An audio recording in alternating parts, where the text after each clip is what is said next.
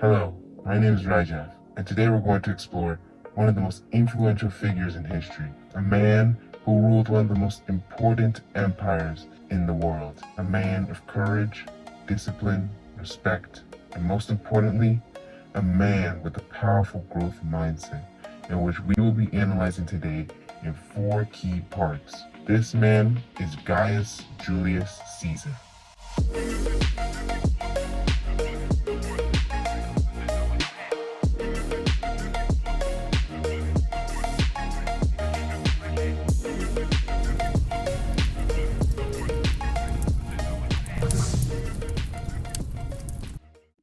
Julius Caesar was known for his willingness to take on challenges. Throughout his life, Julius Caesar was always in a challenge. When he was first trying to rise in the ranks of the Roman Empire, Caesar had to advance through the political systems to govern and rule certain areas of the empire like Spain and Gaul.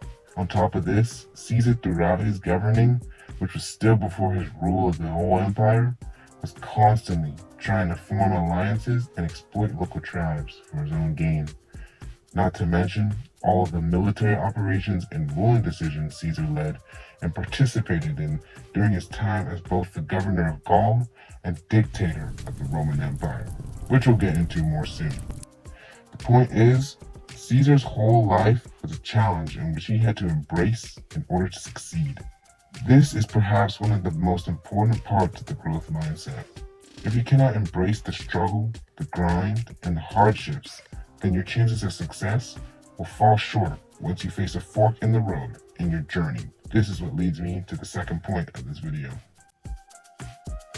Although Julius Caesar won many of his battles, he and his men weren't perfect, and on many times they did lose. One of these instances was the Battle of Gergovia.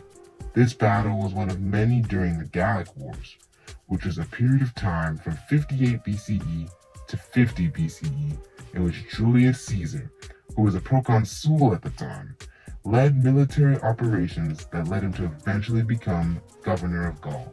Caesar was fighting against the Gallic tribe of Arverni, who were ruled by their chieftain and king named Vercingetorix, who started an uprising against Caesar and the Romans, who were in the process of complete control of the region. One of the many battles between the two was the aforementioned Battle of Gergovia, in which the Romans were attempting to take control of Gergovia, a Gaulish town and the capital of Vercingetorix's ruled Arverni people.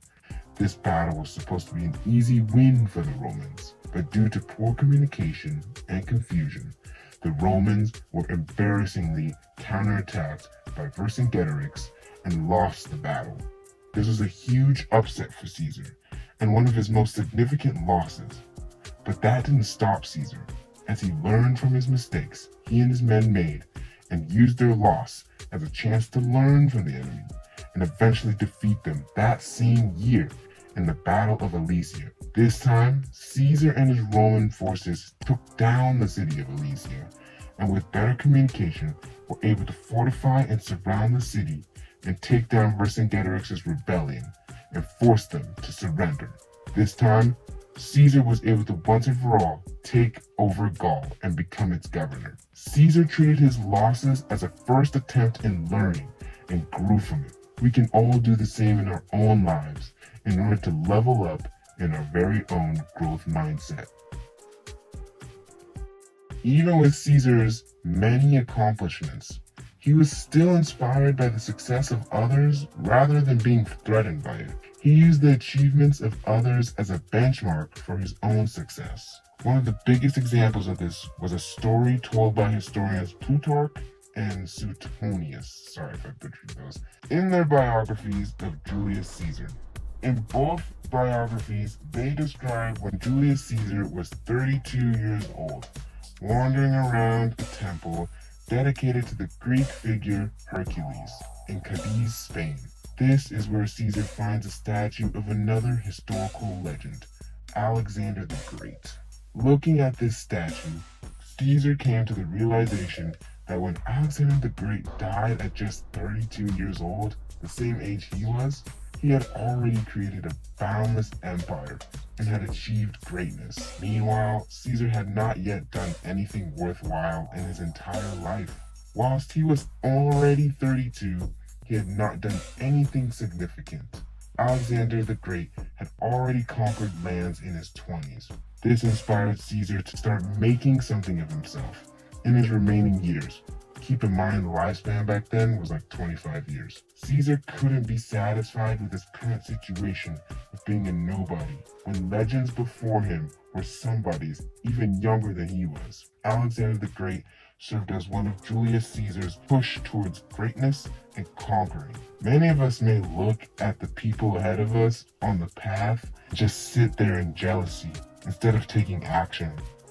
To become great, you must look at the success of others as an inspiration to become successful yourself, instead of sitting on the sidelines wishing that was you. Nothing gets done in purposeless pondering on somebody else's success rather than your own, so use that inspiration to take action. We wouldn't be talking about Julius Caesar right now if it wasn't for the many calculated risks that he took during his career. One of these risks that undoubtedly led Julius Caesar to becoming the ruler of Rome was going on the offensive against Pompey, who was another general in the Roman Republic like Julius Caesar. After achieving successes and riches in Gaul, Caesar was prepared to come back to Rome, eventually rule Rome in its entirety. But many of Caesar's rivals, including the great Pompey, insisted that Caesar should return as a private citizen. But Caesar knew that if he complied, he would be putting to shame all the relentless hard work and effort he had spent years of his life building. But if Caesar and his forces were to challenge Pompey, it would bring forth a massive civil war that could damage Caesar's reputation and even get him killed, as Pompey, similar to Caesar, had a grand army and allies at his disposal. But nonetheless, Caesar decided to march on into a 4-year Roman civil war against Pompey, in which Julius Caesar would eventually come out victorious after long mixed battles like the Battle of Dyrrhachium and the Battle of Pharsalus. Consequently, Julius Caesar would eventually become the ruler of Rome shortly after the Civil War in 46 BC. The impact of Julius Caesar on the Roman Empire would have surmounted to very little if he didn't take necessary risks to achieve his success. The same can be said about all of us, not in the way of conquering empires perhaps, but in the way of our own human endeavors. Part of the growth mindset is understanding that taking a leap of faith is necessary in learning and experiencing what you should and should not do in your journey to success. Just like Julius Caesar and the Romans, sometimes the one step you need to achieve greatness is a leap of faith. If you enjoyed this video, please leave a like and subscribe so that you can stay tuned whenever a new video on the channel drops. If you want to see short clips and extra content, follow me on Instagram and TikTok. Besides that, thank you for watching this episode of Jumla Historia.